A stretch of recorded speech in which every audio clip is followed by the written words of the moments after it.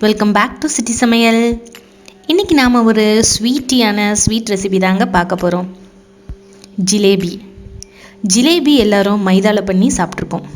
இன்றைக்கி நம்ம ரொம்ப ஹெல்த்தியாக வீட்டும் ரவையும் யூஸ் பண்ணி எப்படி ஒரு கோதுமை கிறிஸ்பி ஜிலேபி பண்ணலான்னு பார்க்கலாம். தேவையான பொருட்கள் என்னன்னு பார்த்துடலாம்.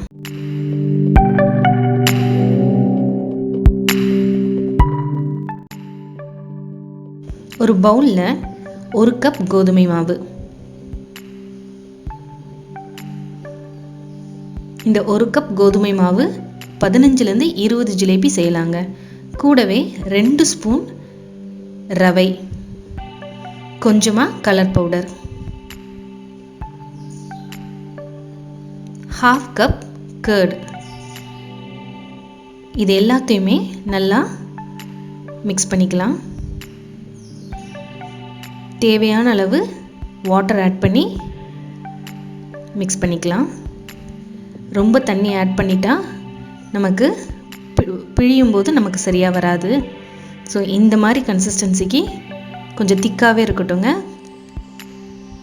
கலந்து வச்சுக்கலாம். இதை ஒரு அரை மணி நேரம் ஊற வைக்கணும். மாவு ஊறிட்டு இருக்கும்போதே நம்ம ஜீரா பாகு ரெடி பண்ணிடலாம். ஒரு பவுலில் 2 கப் சுகர். நம்ம எந்த கப்பில் கோதுமை மாவு அளந்து எடுத்தோமோ அதே கப்பில் 2 கப் சுகர் எடுத்துக்கலாம்.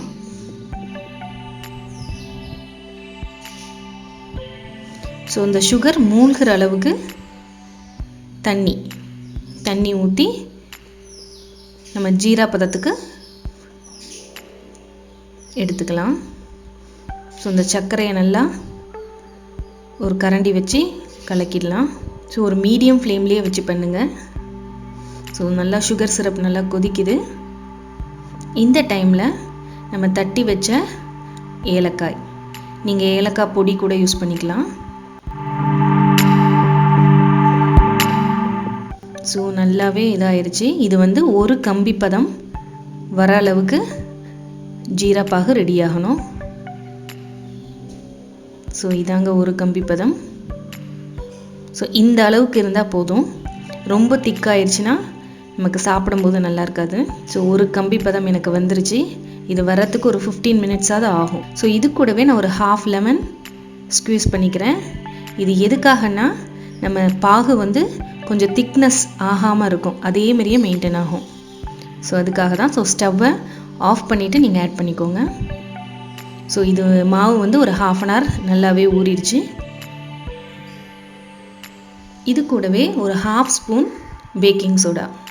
இதை முன்னாடி யூஸ் பண்ணாதீங்க, கரெக்டாக நம்ம பிழியறதுக்கு முன்னாடி தான் இதை யூஸ் பண்ணணும். இதை நல்லா மிக்ஸ் பண்ணிக்கலாம். ஸோ கட்டியே இல்லாமல் நல்லா மிக்ஸ் பண்ணிக்கோங்க. இன்றைக்கி நான் சில்வர் காயில் பேப்பர் எடுத்துருக்கிறேன்.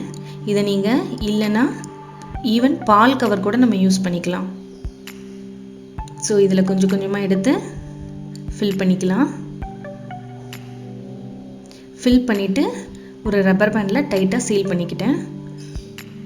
ஸோ நல்லா ஒரு பேனில் மிதமான சூட்டில் எண்ணெய் காஞ்சிட்ருக்கு.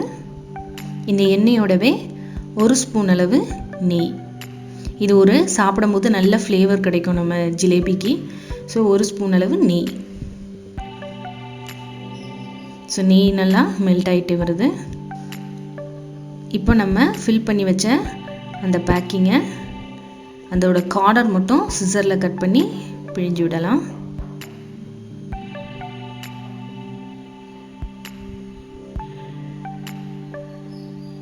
ஸோ நம்ம பிழிஞ்சு விட நமக்கு அப்படியே மேலே எலும்பி வரும்.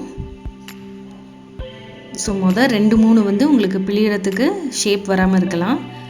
அடுத்தடுத்து உங்களுக்கு நல்லாவே ஷேப் வரும். ஃப்ரை ஆகிட்டு இருக்குது நம்ம அழகான ஜிலேபி. ஸோ ஒரு பக்கம் நல்லா ஃப்ரை ஆனதும் நம்ம திருப்பி விட்டுக்கலாம்.